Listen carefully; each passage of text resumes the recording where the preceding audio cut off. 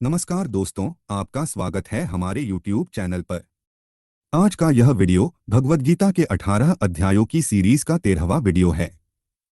भगवद गीता के अध्याय 12 का नाम है क्षेत्र क्षेत्रज्ञ विभाग योग। अगर आपने अभी तक भगवद गीता के हमारे पिछले वीडियोस को नहीं देखा है तो आप डिस्क्रिप्शन में दिए गए लिंक पर क्लिक करके देख सकते हैं। तो चलिए शुरू करते हैं। भगवद गीता का अध्याय 13। अर्जुन ने पूछा, हे केशव, मैं आपसे प्रकृति एवं पुरुष, क्षेत्र एवं क्षेत्रज्ञ और ज्ञान एवं ज्ञान के लक्ष्य के विषय में जानना चाहता हूँ। श्री भगवान ने कहा, हे कुंती पुत्र, यह शरीर ही क्षेत्र कर्म क्षेत्र कहलाता है और जो इस क्षेत्र को जानने वाला है वह क्षेत्रज्ञ आत्मा कहलाता है। सा तत्व रूप से जानने वाले महापुरुषों द्वारा कहा गया है।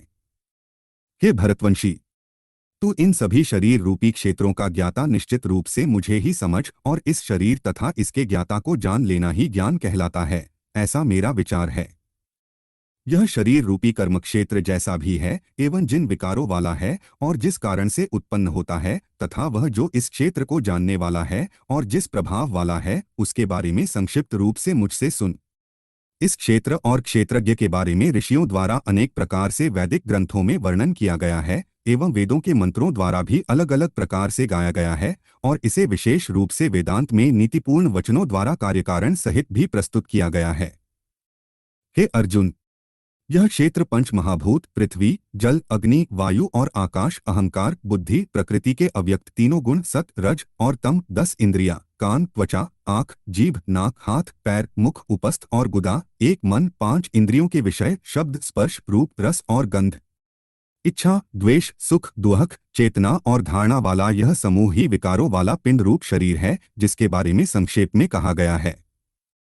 विनम्रता, मान अपमान के भाव का न होना, दंभहीनता, कर्तापन के भाव का न होना, अहिंसा, किसी को भी कष्ट नहीं पहुंचाने का भाव, क्षमाशीलता, सभी अपराधों के लिए क्षमा करने का भाव, सरलता, सत्य को न छिपाने का भाव, पवित्रता, मन और शरीर से शुद्ध रहने का भाव, गुरु भक्ति, श्रद्धा सहित गुरु की सेवा करने का भाव, दृढ़ता, संकल्प में स्थिर रहने का भाव और आत्मसंयम, इंद्रियों को वश में रखने का भाव, इंद्रिय विषयों शब्द, रूप, रस, गंध, स्पर्श के प्रति वैराग्य का भाव, मिथ्या अहंकार, शरीर को स्वरूप समझना न करने का भाव, जन्म, मृत्यु, बुढ़ापा, रोग, दुहक और अपनी बुराइयों का बार बार चिंतन करने का भाव, पुत्र, स्त्री, घर और अन्य भौतिक वस्तुओं के प्रति आसक्त न होने का भाव, शुभ और अशुभ की प्राप्ति पर भी निरंतर एक समान रहने का भाव, मेरे अतिरिक्त अन्य किसी वस्तु को प्राप्त न करने का भाव, बिना विचलित हुए मेरी भक्ति में स्थिर रहने का भाव, शुद्ध एकांत स्थान में रहने का भाव और सांसारिक भोगों में लिप्त मनुष्यों के प्रति आसक्ति के भाव का न होना, निरंतर आत्मस्वरूप में स्थित रहने का भाव और तत्वस्वरूप परमात्मा से साक्षात्कार करने का भाव, यह सब तो मेरे द्वारा ज्ञान कहा गया है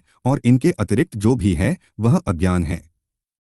हे अर्जुन, जो जानने योग्य है अब मैं उसके विषय में बतलाऊंगा, जिसे जानकर मृत्यु को प्राप्त होने वाला मनुष्य अमृत तत्व को प्राप्त होता है, जिसका जन्म कभी नहीं होता है, जो कि मेरे अधीन रहने वाला है, वह न तो करता है और न ही कारण है, उसे परमब्रह्म परमात्मा कहा जाता है।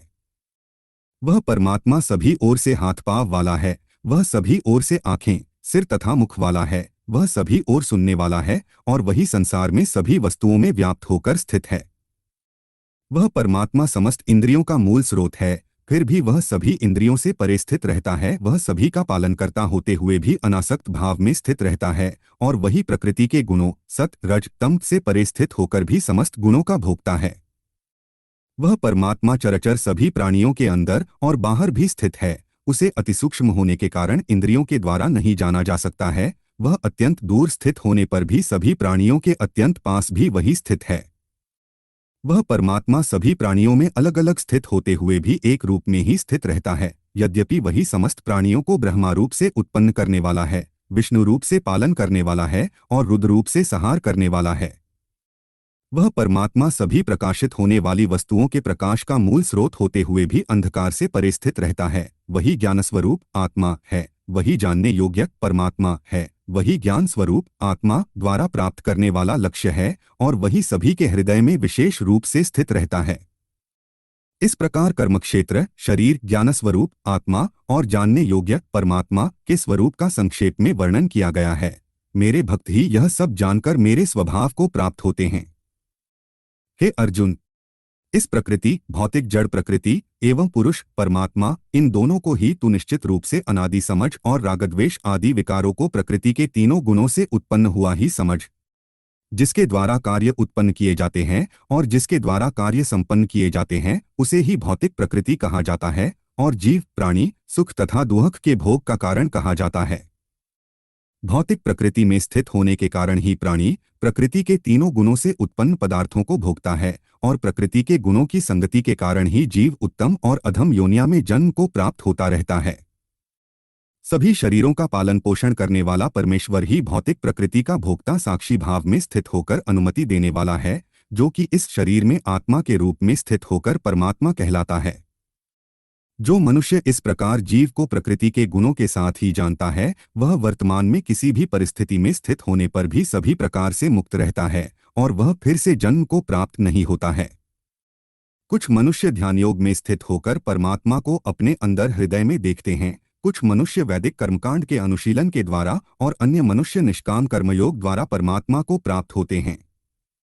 कुछ से भी मनुष्य हैं जो आध्यात्मिक ज्ञान को नहीं जानते हैं, परंतु वह अन्य महापुरुषों से परमात्मा के विषय सुनकर उपासना करने लगते हैं। परमात्मा के विषय में सुनने की इच्छा करने कारण वह मनुष्य भी मृत्यु रूपी संसार सागर को निश्चित रूप से पार कर जाते हैं। हे भरतवंशी अर्जुन, इस संसार में जो कुछ भी उत्पन्न होता है और जो भी चराचर प्राणी अस्तित्व में है, उन सबको तू क्षेत्र जड़ प्रकृति और क्षेत्रज्ञ चेतन प्रकृति के संयोग से ही उत्पन्न हुआ समझ। जो मनुष्य समस्त नाशवान शरीरों में अविनाशी आत्मा के साथ अविनाशी परमात्मा को समान भाव से स्थित देखता है, वही वास्तविक सत्य को यथार्थ रूप में देखता है। जो मनुष्य सभी चराचर प्राणियों में समान भाव से एक ही परमात्मा को समान रूप से स्थित देखता है, वह अपने मन के द्वारा अपने आप को कभी नष्ट नहीं करता है। इस प्रकार वह मेरे परमधाम को प्राप्त करता है। जो मनुष्य समस्त कार्यों को सभी प्रकार से प्रकृति के द्वारा ही संपन्न होते हुए देखता है और आत्मा को अकर्ता देखता है, वही यथार्थ रूप से देखता है। जब जो मनुष्य सभी प्राणियों के अलग अलग भावों में एक परमात्मा को ही स्थित देखता है और उस एक परमात्मा से ही समस्त प्राणियों का विस्तार देखता है, तब वह परमात्मा को ही प्राप्त होता है। हे कुंती पुत्र, यह अविनाशी आत्मा आदिरहित और प्रकृति के गुणों से परे होने के कारण शरीर में स्थित होते हुए भी न तो कुछ करता है और न ही कर्म उससे लिप्त होते हैं। जिस प्रकार सभी जगह व्याप्त आकाश अपनी सूक्ष्म प्रकृति के कारण किसी वस्तु से लिप्त नहीं होता, उसी प्रकार शरीर में सभी जगह स्थित आत्मा भी शरीरों के कार्यों से कभी लिप्त नहीं होता है। हे भरतवंशी अर्जुन, जिस प्रकार एक ही सूर्य इस संपूर्ण ब्रह्मांड को प्रकाशित करता है, उसी प्रकार शरीर में स्थित एक ही आत्मा संपूर्ण शरीर को अपनी चेतना से प्रकाशित करता है। जो मनुष्य इस प्रकार शरीर और शरीर के स्वामी के अंतर को अपने ज्ञान नेत्रों से देखता है, तो वह जीव प्रकृति से मुक्त होने की विधि को जानकर मेरे परमधाम को प्राप्त होता है। इस प्रकार उपनिषद, ब्रह्म विद्या तथा योग शास्त्र रूप श्रीमद् भगवद गीता के श्री कृष्ण अर्जुन संवाद में क्षेत्र क्षेत्रज्ञ विभाग योग नाम का 13वां अध्याय संपूर्ण हुआ। आज की इस कथा को हम यही विराम देते हैं। अगले वीडियो में हम अध्याय 14 गुणत्र विभाग योग की शुरुआत करेंगे। धन्यवाद। इस वीडियो को देखने के लिए आपका बहुत बहुत धन्यवाद। हमें उम्मीद है कि यह वीडियो आपको पसंद आया होगा और आपने इससे कुछ नया सीखा होगा। अगर आपके पास इस वीडियो से संबंधित कोई सुझाव या प्रश्न हैं, तो कृपया हमें कमेंट बॉक्स में बताएं। हम आपके सभी सुझावों का स्वागत करते हैं। अगर आपको यह वीडियो पसंद आया तो कृपया लाइक करें और कमेंट जरूर करें, ताकि यह वीडियो ज़्यादा से ज़्यादा लोगों तक पहुंच सके। यदि आपने हमारे चैनल को सब्सक्राइब नहीं किया है तो कृपया करके सब्सक्राइब करें, ताकि आप हमारे आने वाले सभी वीडियो को देख सकें और इस वीडियो को अपने दोस्तों और परिवार के साथ साझा करें। फिर मिलते हैं अगली वीडियो में। धन्यवाद।